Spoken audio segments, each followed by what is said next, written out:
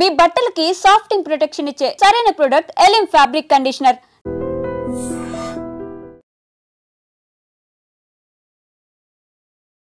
ఒడిశా భువనేశ్వర్లో గవర్నమెంట్ కి సంబంధించిన ఆఫీసర్ ఇంట్లో రైడ్ అయితే జరిగింది. అది నిన్న జరిగినటువంటి పరిస్థితి. ఎప్పుడైతే ఈ విజిలెన్స్ అధికారులు ఆయన ఇంటికి వస్తున్నారు, దాడులు జరగబోతున్నాయి అని తెలిసిన తర్వాత, అంటే ఒక హడావిడి కనిపిస్తుంది కదా, కింద కార్లు అవి అన్నీ కనిపించేసరికి ఏం చేసిండు, ఈయన పేరు వచ్చేసి వైకుంఠనాథ్. ఈయన రాష్ట్ర గ్రామీణాభివృద్ధి శాఖలో ఈ రోడ్లకు సంబంధించిన ఇంజనీర్లు ఉంటారు కదా, సో ఆ శాఖలో పనిచేస్తున్నటువంటి పరిస్థితి, గవర్నమెంట్ ఎంప్లాయీ.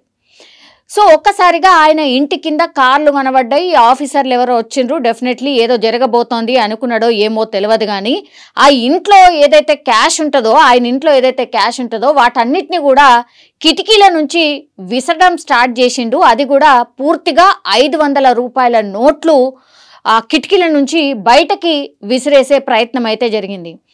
అంటే వీళ్ళు ఆఫీసర్స్ వచ్చిండ్రు, ఏదో హడావిడి జరుగుతుంది అని తెలిసిందో ఏమో తెలియదు. కానీ చుట్టుపక్కల వాళ్ళు ఆ కార్లను అదంతా కూడా చూసి ఏదో జరగబోతోంది, ఎందుకంటే ఇందులో ఆఫీసర్ ఉంటాడు, ఏదో జరుగుతోంది అనుకున్నారో ఏంటో తెలియదు. కానీ ఒక్కసారిగా ఆ కిటికీల నుంచి ఈ క్యాష్ చల్లుతున్నటువంటి విజువల్ ఏవైతే ఉన్నాయో ఇప్పుడు పూర్తిగా వైరల్గా మారిపోయినటువంటి పరిస్థితి. ఇది ఒకటి. తీరా చూస్తే ఈయన రాష్ట్ర అంటే గ్రామీణాభివృద్ధి, గ్రామాల్లో ఇక రోడ్లు వేసే కార్యక్రమం దాంట్లో ఎవరైతే ఈ చీఫ్ ఇంజనీర్ ప్లానింగ్ అదంతా చేస్తారు కదా, సో ఆ ఆఫీసుల్లో ఆ సెక్షన్లో పనిచేసే ఆఫీసర్. దీంతో మరి ఎవరు కంప్లైంట్ ఇచ్చిండ్రో, మరి ఆఫీసర్స్ అందరూ జనరల్లీ కూడా ఈ విజిలెన్స్ అధికారులు ఎట్లా వస్తారు అని అంటే ఒకటేసారి లైఫ్ స్టైల్ పూర్తిగా మారుకుంటూ పోతూ ఉంటుంది కదా, సో డౌట్ వచ్చేస్తుంది.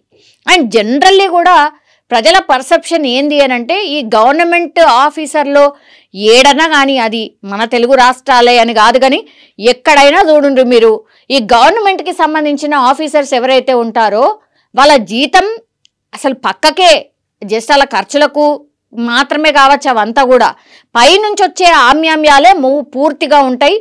అవిటితోనే వీళ్ళు లక్షల కోట్ల రూపాయలు సంపాదిస్తారు. వాళ్ళు జాబ్ చేసే టర్మ్లో అసలు కొన్ని కోట్ల రూపాయలని సంపాదిస్తారు అనేది కూడా జనరల్ పర్సెప్షన్ ఉంది. మళ్ళీ ఇంకోసారి ప్రూవ్ అయినటువంటి పరిస్థితి. ఈ వైకుంఠనాథ్ సారంగి అనే వ్యక్తి ఆల్మోస్ట్ ఇక ఒక 4-5 ఏళ్లలో రిటైర్ అవుతాడట.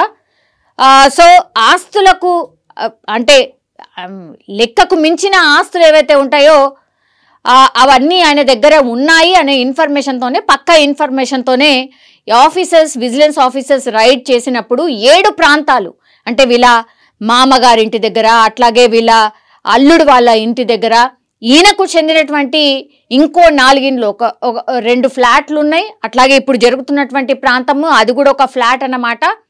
అండ్ ఇంకోటి ఒక 2 ఇండ్లేమో వాళ్ళ మామగారి ఇండ్లు, అట్లాగే ఒక కార్యాలయం.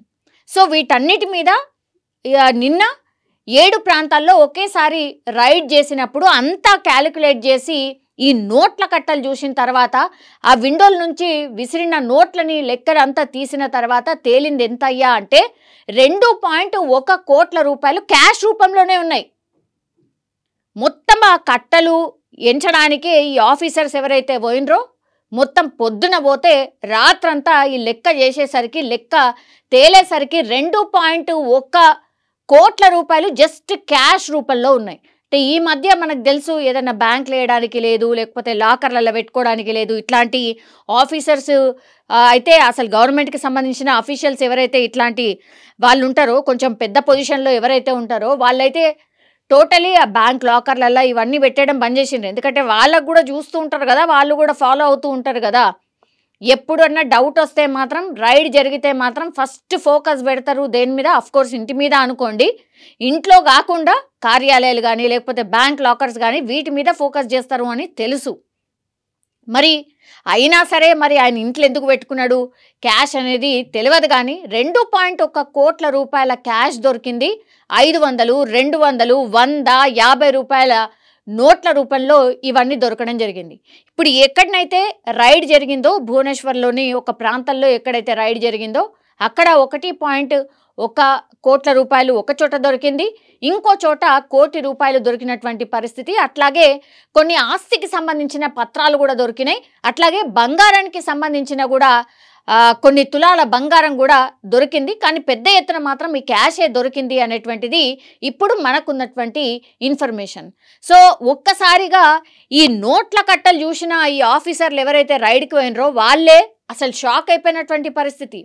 అసలు వెతికినా కొద్దిగా ఈ బెడ్ల కింద, లేకపోతే ఈ డబ్బాలల్లా, అండ్ ఇంకోటి ఏంటంటే ఇప్పుడు ఎక్కడి నుంచి అయితే విసురుతున్నాడో అది పూర్తిగా పైన సజ్జలాగుంటుంది కదా, దానిపైన దాచినాయి. ఇట్లా ఎక్కడెక్కడైతే దాచిండో కొన్నైనా తగ్గుతాయి అనుకున్నాడా, మరి అన్ని కిందకే విసిరేస్తాం అనుకున్నాడా, కింద విసిరేస్తే వేరేళ్ళు తీసుకుపోతారన్న ఆ సెన్స్ కూడా లేకుండా పోయిందా, లేకపోతే తీవ్రత తగ్గుతుంది అనుకున్నాడా, ఏమనుకున్నాడో తెలియదు. కానీ మొత్తం ₹500 నోట్లను అంతా కింద విసరడం స్టార్ట్ చేసిండు. అది కూడా ఆఫీసర్లకు తెలిసి ఆ క్యాష్ని కూడా పైకి తీసుకొచ్చి లెక్కిస్తే ₹2.1 కోట్ల తేలింది. సో ఇంత పెద్ద అవినీతి తిమింగలం బయటపడ్డం, నోట్ల కట్టలు చూడడంతో పూర్తిగా ఈ ఒడిశాకి సంబంధించిన కాదు, పూర్తిగా ఇప్పుడు మన దేశవ్యాప్తంగా కూడా ఈ న్యూస్ వైరల్గా మారిపోయినటువంటి పరిస్థితి. ఏంది ఈ నోట్ల కట్టలు, ఏంది అవినీతి అని పూర్తిగా జనాలు కూడా మాట్లాడుతున్నటువంటి పరిస్థితి అయితే కనిపిస్తోంది. ఇది ఏం లేదు, భయపెట్టించో నీ బిల్ శాంక్షన్ కావాలంటే నాకు ఇంత ఇయ్యు, నీకు ఈ టెండర్ కావాలంటే నాకు ఇంత ఇయ్యు, ఇదే కదా నడిచేది. సో అక్కడ కూడా ఒడిశాలో కూడా అదే నడిచింది.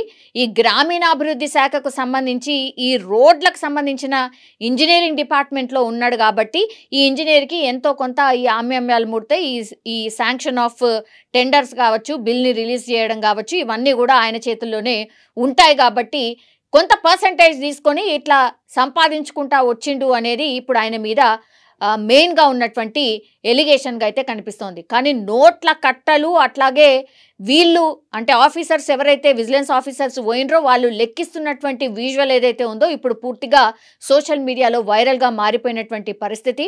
అట్లాగే చాలామంది కామెంట్ చేస్తున్నారు, ఇదంతా మన సొమ్మే ఇప్పుడు ఆయన దోచుకొని ఆయన కాడ పెట్టుకున్నాడు. సో ఈయన పర్సంటేజ్ తీసుకుంటాడు కాబట్టి ఈ పనులలో నాణ్యత కూడా తగ్గుతుంది.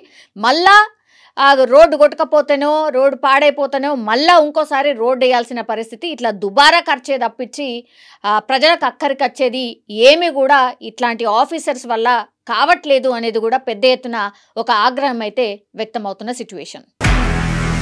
నిజంగా ప్రస్తుతం ఉన్నటువంటి సమాజం దేనికి ప్రయారిటీ ఇస్తుంది? ఆర్థిక సంబంధాల చుట్టూ మాత్రమే తిరుగుతుంది. మళ్ళీ ఎన్నికలంగానే చాలా విరక్తి కలుగుతుంది. మంచి అనిపిస్తుంది కదా, లేడీస్ కూడా ఛాలెంజింగ్ జాబ్స్ చేసినప్పుడు చాలా బాగుంటది. ట్రాఫిక్ అసిస్టెంట్స్ గా నియమించిన ట్రాన్స్జెండర్స్ అందరితో సాల్యూట్ చేయించుకుంటున్నారు. ఫుడ్ డెలివరీ ఇవ్వటానికి వెళ్ళినటువంటి డెలివరీ బాయ్ అనిల్ పై కళ్ళ ముందు